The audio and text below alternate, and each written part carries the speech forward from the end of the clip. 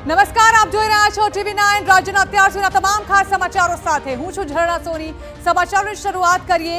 Gambhira bridge અકસ્માત દુર્ઘટના જે સામે આવી હતી તેમાં જે ટેન્કર બ્રિજ પર લટકી રહ્યું હતું, આખરે આટલા સમય બાદ તેને ઉતારવાની કામગીરી શરૂ કરી દેવામાં આવી છે। બ્રિજ પર લટકતા ટેન્કરને ઉતારવા માટે મરીન એર બલૂન ટેકનોલોજીનો ઉપયોગ કરવામાં આવશે। આ માટે પ્રથમ મરીન એર બલૂન તૈયાર કરી દેવામાં આવ્યું છે। સિંગાપોરના 3 એન્જિનિયર મરીન ઇમરજન્સી ટીમ દ્વારા આ કામગીરી કરવામાં આવી રહી છે। બલૂનને ટેન્કરની નજીક લાવવામાં આવ્યા છે।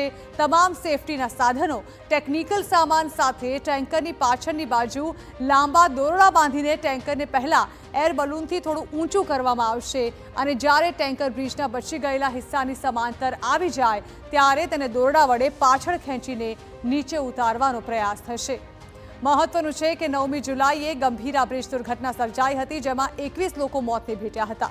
જોકે આ દુર્ઘટનામાં એક ટેન્કર ચાલકનો આબાદ બચાવ થયો હતો, પરંતુ તે જે ટેન્કર લઈને જઈ રહ્યો હતો તે હજુ પણ ગંભીરા બ્રિજ પર લટકી રહ્યું છે, જેને ઉતારવા માટે દેશમાં પહેલીવાર આ ટેકનોલોજીનો ઉપયોગ થવા જઈ રહ્યો છે। સમગ્ર ઓપરેશનની જવાબદારી મરીન ઇમરજન્સી રિસ્પોન્સ સેન્ટરને સોંપવામાં આવી છે। હકીકતમાં ટેન્કર જે રીતે લટકી રહ્યું છે અને જ્યાં તે લટકી રહ્યું છે ત્યાં ક્રેનનો ઉપયોગ કરવો બિલકુલ પણ હિતાવહ નથી।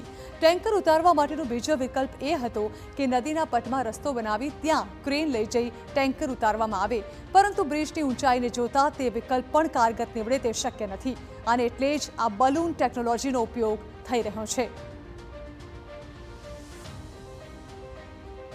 ગંભીરા બ્રિજની દુર્ઘટના પછી જે એક ટ્રક ત્યાં ફસાયેલું છે, આ ટ્રકને ત્યાંથી રેસ્ક્યુ કરવા માટે પોરબંદરના વિશ્વકર્મા ગ્રુપની MERC marine emergency response centre, જે ભારતમાં સમગ્ર ભારતમાં મરીન સેલ્વેજિંગના એક્સપર્ટ છે, આ લોકો તરફથી આખું રેસ્ક્યુનો પ્લાન તૈયાર કરી દેવામાં આવ્યું છે। સમગ્ર ઓપરેશન બ્રિજથી 900 મીટર દૂર રિમોટલી એમના જ્યાં એક ટેમ્પરરી ઓફિસ સેટ કર્યું છે ત્યાંથી સમગ્ર ઓપરેશન।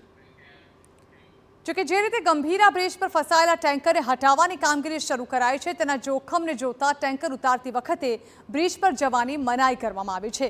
ગંભીરા બ્રિજ નજીક કોઈપણ વ્યક્તિના પ્રવેશ પર પ્રતિબંધ લગાવી દેવાયો છે। ટેન્કર હટાવવાની કામગીરીમાં રૂકાવટ ન આવે તે માટે આ પ્રતિબંધ લગાવાયો છે અને કંટ્રોલ રૂમથી 100 મીટર દૂર પોલીસ ચેકપોસ્ટ ઊભી કરી સ્થિતિ પર નજર રાખવામાં આવી રહી છે।